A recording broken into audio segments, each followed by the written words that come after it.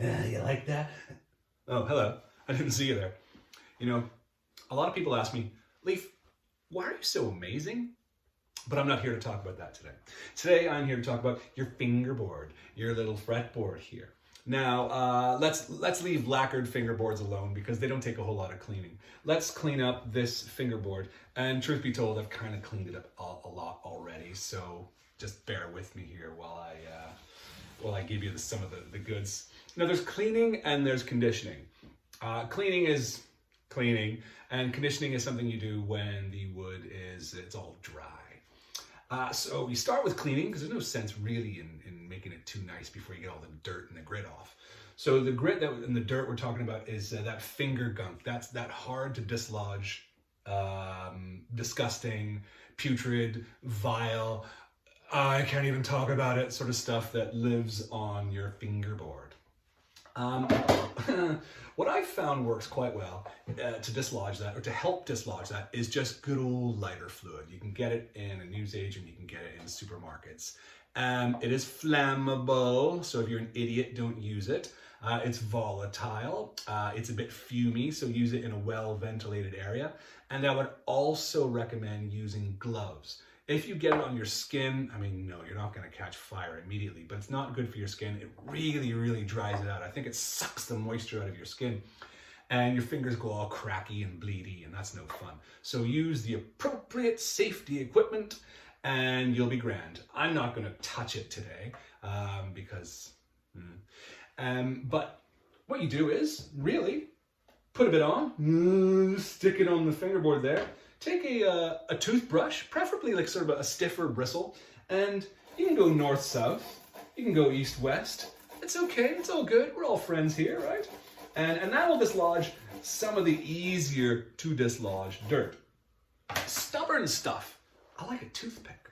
Why do I like a toothpick? It's made of wood, just like your fingerboard. So it's not going to score it in the same way that sandpaper or steel wool will score it. Steel wool is a good one too, but I would only recommend ever going north-south with it. Don't go east-west because it is going to go against the grain. With a toothpick, it's a little bit more forgiving. You can give it a little bit more welly, and it's going to dislodge stuff. It's particularly good for getting the gunk that has collected right at along the sides of the frets there. Sides, not the ends. It's definitely, I guess it's the sides, even though it goes north, south, top, bottom, right? So that's good for getting in there and dislodging it. And also if you've got other stuff, somewhere midfield in between the frets, just a little bit of really going back and forth as you would have done with your toothbrush, and that helps to dislodge it. I think really the magic ingredient of this is the fact that it evaporates quickly, which is nice. You could probably use something like paraffin, but that just hangs around for days and days, and it's probably not going to hurt, but I wouldn't recommend it. I mean, if you're going to clean grease off your motorcycle, yeah, use paraffin, but not on your big tire.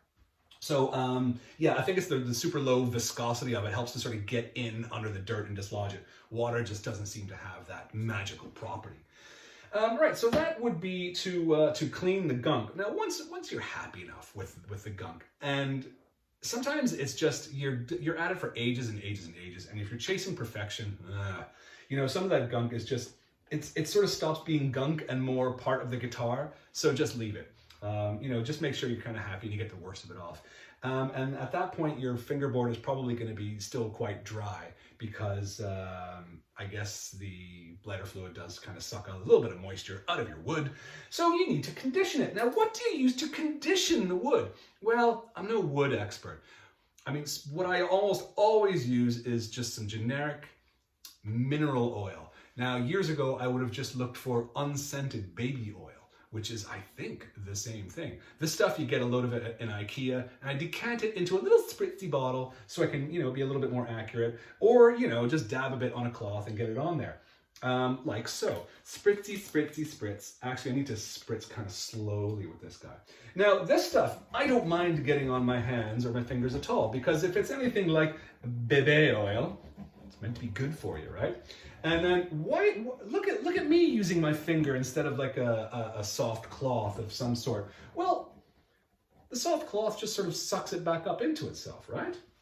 So why do that before the oil gets a chance to spread itself around? Now, you don't have to use mineral oil. I mean, I really like it. You can use this lemon oil stuff. That's all fine too. And when I'm not being a real cheapskate, that sounds terrible, doesn't it? When I get stuck in my ways. I just like using this stuff. But what I can also definitely heartily recommend, and I'm not being paid to say this, I have actually paid for this stuff, is Ross's Rock Shop fretboard food. I know Ross Loudon personally from touring and such, and Ross lives in Scotland, where he is a fine guitar tech and has his own workshop and works for mostly, I think, rock bands. So Ross knows a thing or two about dirty, sweaty, disgusting guitars. So sometimes I use it, sometimes I don't. I tend to use this more, I guess, if I'm not actually giving the guitar a hardcore clean. But that said, what I have done in the past is giving it a hardcore clean, get the what am I calling it again? The mineral oil off the board, and then top it off with some Ross's Rock Shop fretboard food, because it has a lovely sort of aroma to it. It smells kind of fresh. It's not like new car glue. It's something tropical. I'm not really sure what it is, but I do heartily recommend it. But, you know, if you only want to use the one thing, mineral oil is absolutely great. So, I've rubbed it around the fretboard with my finger and I've talked to you, and now I'm just going to get the excess off with a bit of paper towel. And I'm not going to fuss over making sure I get every last little drop, because the wood kind of might want to suck it in a little bit. You know, if the wood is super, super dry, you may find that it just sort of disappears in. And if that is the case, put on a little more until you get a little bit of a sheen. Now, depending on your preference, of course, maybe you want a rougher fingerboard. I like it kind of smooth myself, but not smooth like a lacquered board. I do like the bare wood, but with a little bit of oil and TLC. And really, that's kind of it. And you know, even to demonstrate, I'm not full of crap. I do this. I really do this. I can dab a little bit of Ross's stuff on here. Normally I would wait, but for the purposes of the video, I'll show you. Just get it on there. Very nice. I don't know what it is. Pretty sure it's not anything to do with Gwyneth Paltrow's body parts. But hey, you never know. That sort of stuff might just float your boat. And, you know, that's kind of it. I could go on and on and on. But that's essentially conditioning your fingerboard.